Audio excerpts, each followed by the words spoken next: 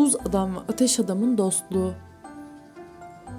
Buz gibi parlayan bir şehirde, gökyüzünün altına serilmiş bir beyaz örtü gibi duran buz şehrinde buz adam yaşardı. Buz adam, iri yapısı ve kar gibi bembeyaz göğsüyle herkesin hayranlık duyduğu bir kahramandı. Göğsünün tam ortasında büyüleyici bir şekilde parlayan mavi bir ışık bulunuyordu.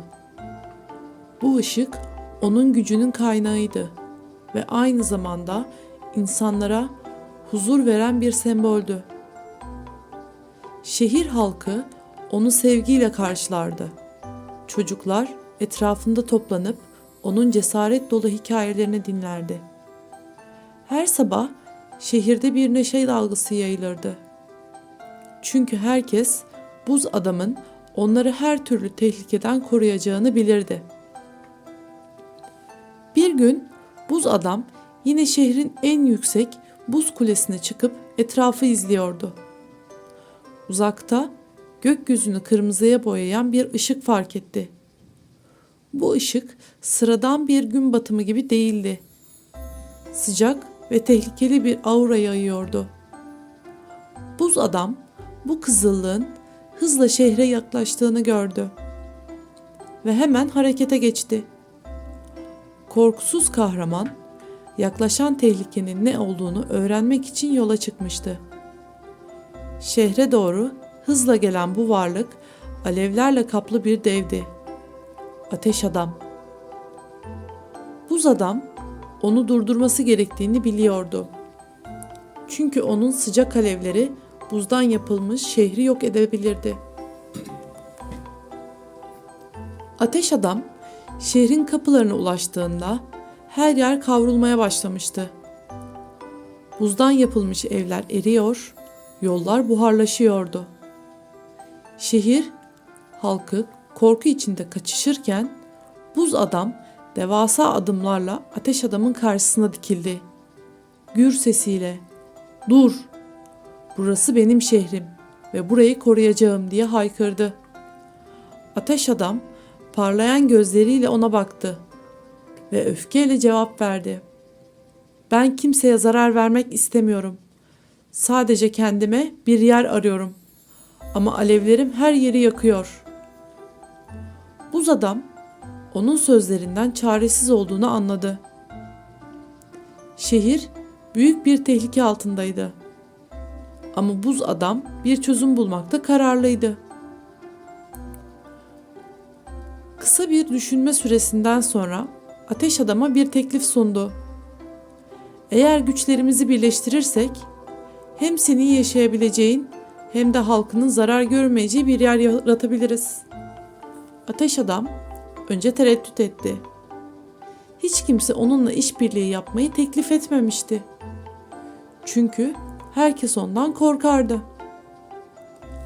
Ancak buz adamın kararlılığı ve samimiyeti ona güven verdi. Teklifi kabul etti ve ikisi birlikte çalışmak için plan yapmaya başladılar. Çalışmalar hızla başladı. Buz adam şehrin etrafındaki devasa buz dağlarını eritti. Ateş adam ise eriyen suları buharlaştırarak gökyüzüne yükseltti. İkisi de güçlerini dikkatlice kullanıyordu. Zamanla gökyüzünde yumuşacık beyaz bulutlar oluşmaya başladı. Bu bulutlar ateş adam için harika bir yuva olacaktı. Artık o zarar vermeden bu bulutların üzerinde yaşayabilecekti. Bu fikir şehir halkını da rahatlatmıştı. Artık ateş adam bir tehdit değil, bir dost olarak görülmeye başlamıştı. Zamanla ateş adam ve buz adam arasındaki bağ güçlendi. Birbirlerinin farklılıklarını anlamış ve bu farklılıkların onları daha güçlü kıldığını fark etmişlerdi. Ateş adam artık sıcak alevlerini şehrin üzerine zararsız bir şekilde yansıtıyor, bu da kış aylarında bile halkın ısınmasını sağlıyordu. Buz adam ise güçlü buzdan yapılarıyla şehri korumaya devam ediyordu. İkisi birlikte şehri eskisinden daha güzel bir yer haline getirmişlerdi. Çocuklar bu dostluğu çok sevmişti. Her gün Buz Adam ve Ateş Adam'ın birlikte oynadığı oyunları izlemek için toplanıyorlardı. Buz Adam çocuklar için buzdan kaydırak yaparken Ateş Adam sıcak ışıklarıyla hikaye saatleri düzenliyordu. İkisi şehirde herkesin mutluluğuna mutluluk katıyordu. Artık buz şehri hem soğuğun hem de sıcağın dengede olduğu bir yer haline gelmişti. Şehir halkı bu dostluğu kutlamak için her yıl bir festival düzenlemeye karar verdi. Festivalde buz heykelleri ve ateş dansları bir arada sergileniyordu. Halk farklılıkları bir araya getirerek nasıl harika bir şey yaratabileceğini kutluyordu. Çocuklar Buz Adam ve Ateş Adam'ın hikayelerini büyük bir heyecanla dinliyor ve onlara hayranlık duyuyordu. Bu iki kahraman artık sadece buz şehrinin değil, herkesin kahramanıydı. Buz Adam ve Ateş Adam dostluklarının her zorluğu yenebileceğini biliyordu. İkisi de farklıydı.